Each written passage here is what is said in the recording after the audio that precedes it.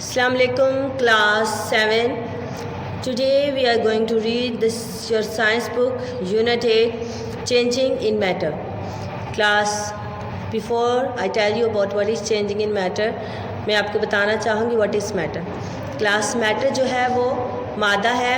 मादा मतलब हर वो चीज़ जो जगह घेरती है, वज़न रखती है, चाहे वो ठोस हो, चाहे माया हो, चाहे गैस हो, हम उसे मैटर या मादा कहते हैं. आपको पता ही होगा कि जो माया चीज़ें हैं, ठीक है, जैसे पानी है, तेल वगैरह हैं, उनका वज़न भी होता है और वो जगह भी घेरती हैं. गैसेस भी जो है क्लास, उनका वज़न भी होता है और वो जगह भी घेरती हैं.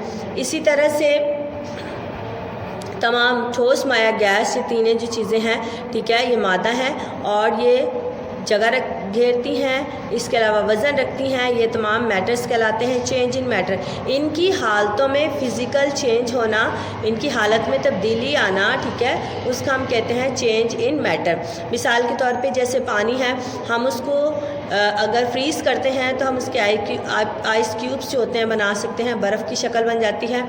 या उसको जिस भी चीज़ में डालोगे, बॉल में डालोगे, किसी बर्तन में डालोगे, वो उसी की शक्ल इख्तियार कर लेगा और ठोस हो जाएगा, मतलब वो जम जाएगा. और लेकिन हम उसको फ्रीज़र से, ठंडी जगह से बाहर निकालें तो वो मेल्ट होकर अपनी शक्ल जो है तब्दील कर लेगा. यहाँ पे हमारे पास है rusting of iron. Rusting of iron class है, ठीक है, केमिकल चेंज है.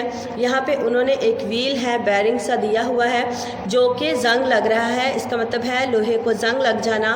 लोहे को जंग लगा है जिसकी येलो ऑरेंज सी शक्ल जो है आपको नज़र आ रही होगी, कलर नज़र आ रहा होगा कि वो उसको ख़त्म कर रहा है जंग, और वो उसकी शक्ल जो है, उसकी जो हालत है, उसमें आहिस्ता आहिस्ता क्या है, तब्दीली आ रही है.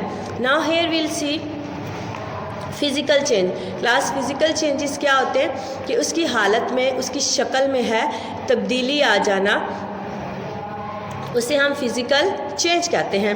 और यहाँ पे उन्होंने मिसाल जो दी है मेल्टिंग और डिज़ोल्विंग की दी है. मेल्टिंग और डिज़ोल्विंग यहाँ के आइस क्यूब्स की है. आइस क्यूब को जब हम फ्रीज़र से बाहर निकालते हैं, ठीक है, वो फ्रोज़न है, उसको हम दोबारा किसी बॉल वगैरह में बाहर रख दें तो वो क्या होगा, हवा लगने से उसकी जो शक्ल है वो मेल्ट हो जाएगी और वो पानी की सूरत में इख्तियार कर लेगी. लेकिन उसे दोबारा चेंज किया जा सकता है, उसकी हालत को तब्दील किया जा सकता है. किस तरह कि हम उसको दोबारा से जो है, ठीक है, ठंडी जगह पे रख दें, उसे फ्रीज़र, डीफ्रीज़र में रख दें तो वह अपनी शक्ल तब्दील कर लेगा. केमिकल चेंज क्या होते हैं? केमिकल्स में उनकी जो शक्ल है उनको चेंज करना. यहाँ पे एक जो है मैं आपको बता देती हूँ कि एक्सपेरिमेंट दिया गया है, उसके ज़रिए से यहाँ पे आप देख सकते हैं कि यहाँ पे हमारे पास क्या है, आयरन की फिलिंग है. ये जो ब्लैक आपको नज़र आ रही है, ये आयरन की फिलिंग है. और उसके बाद येलो कलर का हमारे पास सल्फ़र पाउडर है, जिसे हमने क्या करना है, मिक्स करके हीटअप कर लेना है. हीटअप करने से क्या होता है कि वो अपनी शक्ल जो है इस तरह की कुछ आपको नज़र आएगी और वो मिक्सअप हो जाता है. और ये इसकी क्या है, केमिकल चेंज है, उसका केमिकल चेंज आपको नज़र आएगा. उसके बाद क्या है, रिजर्वेबल रिएक्शन. रिजर्वेबल रिएक्शंस क्लास वो होते हैं, रिवर्स करना किसी चीज़ को. आपको पता है जैसे हम गाड़ी को खुद भी रिवाइज हो जाते हैं, पीछे चलते हैं, बैकवर्ड चलते हैं, उसकी शक्ल को है रिज़र्व कर, उसको दोबारा से रिवर्स शक्ल में ले जाना, उसे रिजर्वेबल रिएक्शंस कहते हैं. मिसाल के तौर पे यहाँ पे उन्हें दिया गया है, if water is added into a white copper. अगर उसके पानी को वाइट कॉपर में डाल देते हैं तो उसका रिएक्शन क्या होगा. उसके बाद ब्लू कॉपर जो है, सल्फेट इज़ रिफॉर्म्ड और इसे हम क्या कहते हैं, रिजर्वेबल रिएक्शन कहते हैं. उसके बाद changing raw material into a useful products. Fertiliser. Fertiliser क्या है क्लास, यहाँ पे जो पैराग्राफ है मैं आपको एक्सप्लेन कर देती हूँ कि प्लांट्स जो हैं वो ज़मीन से क्या है, पानी हासिल करते हैं और इसके अलावा उन्हें 3 और इम्पॉर्टेंट जो एलिमेंट्स उनकी ज़रूरत होती है, जिसमें नाइट्रोजन है, पोटासियम है और फास्फोरस है. ये 3 जो हैं प्लांट्स को ज़्यादा बढ़ने में मदद और रहनुमाई करते हैं. और अगर जो ज़मीन है, सॉइल है, उसमें से कोई भी चीज़ में कमी आ जाती है तो वो जो सॉइल है वो इस काबिल नहीं रहती कि फसलों को उगा सके, क्रॉप्स को उगा सके।